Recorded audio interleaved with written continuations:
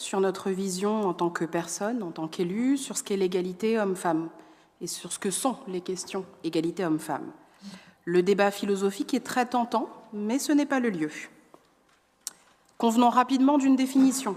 Prôner l'égalité homme-femme, c'est garantir aux femmes les mêmes droits, opportunités que les hommes. C'est lutter contre les discriminations, c'est poser l'équité dans les ressources financières comme une évidence.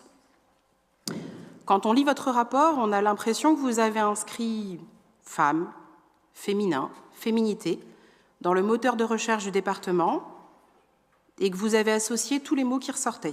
Ça donne un millefeuille décevant de 46 pages qui parle pêle-mêle d'Octobre Rose, en passant par les serviettes hygiéniques, sans oublier le Tour de France féminin et quelques chiffres sur les RH.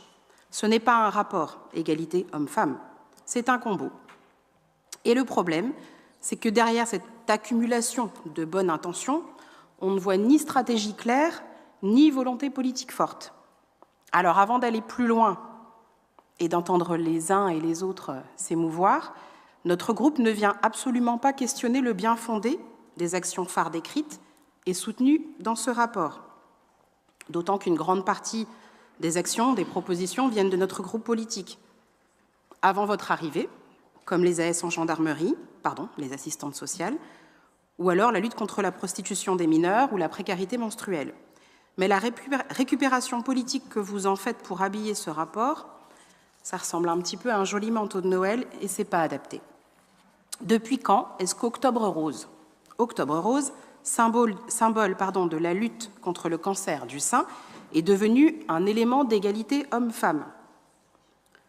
Octobre Rose date de 1985 aux États-Unis et 1994 en France. Parce qu'il y a un tabou autour de la maladie, un tabou autour du cancer, n'ayons pas peur des mots, un tabou autour des tests de dépistage. Pas que chez les femmes, chez les hommes aussi. Et c'est pour ça qu'il y a Movember. Parce que ce combat est un combat de santé publique. Parce que c'est de la prévention, parce que ça concerne tout le monde. Le cancer peut malheureusement toucher tout le monde, y compris les enfants. S'approprier cette cause et la rattacher artificiellement à l'égalité homme-femme, c'est dévoyer son sens. Autre point, une grande partie de votre rapport parle des violences faites aux femmes. Sexuelles, conjugales, intrafamiliales, professionnelles, nous y viendrons.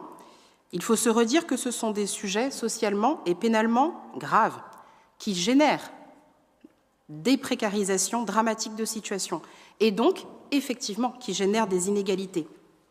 Mais certaines des actions que vous décrivez dans ce rapport sont de l'ordre de la protection. Pour exemple, le relogement des victimes. Ce n'est pas de la prévention, ce n'est pas de l'égalité homme-femme. L'inégalité, elle est déjà installée. Ce qu'il faut, c'est davantage décrire ce que vous faites en amont de ces situations. Et il existe des choses qui sont faites, il existe des actions pour prévenir ces inégalités. Par contre, il faut aussi arrêter d'insécuriser les partenaires avec des subventions qui baissent, puis qui remontent pour les plus chanceux, pour leur permettre de construire des projets sur le long terme et éviter concrètement les inégalités. Alors un autre point, page 22, le soutien du département aux acteurs qui travaillent en faveur de la parentalité a un impact positif sur les égalités femmes et hommes. On partage. On est d'accord. Mais dans ce cas-là, est-ce qu'on peut remonter les subventions au lieu d'accueil et d'écoute parents-enfants pour que les mères célibataires, pour exemple, aient à nouveau un espace et qu'on remette de l'égalité? La maison du couple et de la famille, le CIDFF. Le rapport dit en hausse de 8% par rapport à 2024. Le rapport, il ne dit pas qu'en 2023, ça a baissé. Que dire de la lutte contre la prostitution des mineurs? Vous allez nous dire, et vous l'avez dit d'ailleurs juste avant, 50 000 € à l'Amicale du Nid. C'est un fait, mais à échelle locale, l'Amicale du Nid ne va pas pouvoir travailler tout seul. Il va avoir besoin de partenaires à qui vous avez baissé des subventions. Donc il est urgent de développer une vision globale de cet enjeu, comme pour bien d'autres sujets. Pour terminer, nous souhaitons revenir sur notre responsabilité collective en tant qu'employeur. Les formations des agents sont une action de prévention que nous saluons, ce qui est nommé dans le rapport. Mais nous avons aussi pris connaissance du rapport social unique, le RSU.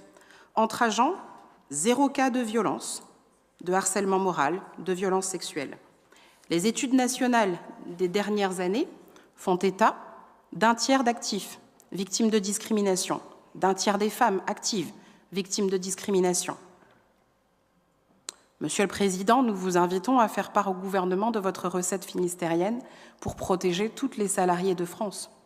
Ou alors, peut-être que conformément aux recommandations de la défenseure des droits, des processus de recueil, d'enquête, de protection, il y aurait des choses à modifier pour recueillir différemment la parole des femmes. Pour faire simple, une volonté politique égalitaire, ça serait, si on met telle somme pour les hommes, on met telle somme pour les femmes. Et pour conclure, les femmes n'ont pas besoin d'un marchepied pour monter sur l'estrade et être à la hauteur des hommes. Elles ont besoin qu'on leur donne tout simplement la place qui leur est due. Je vous remercie.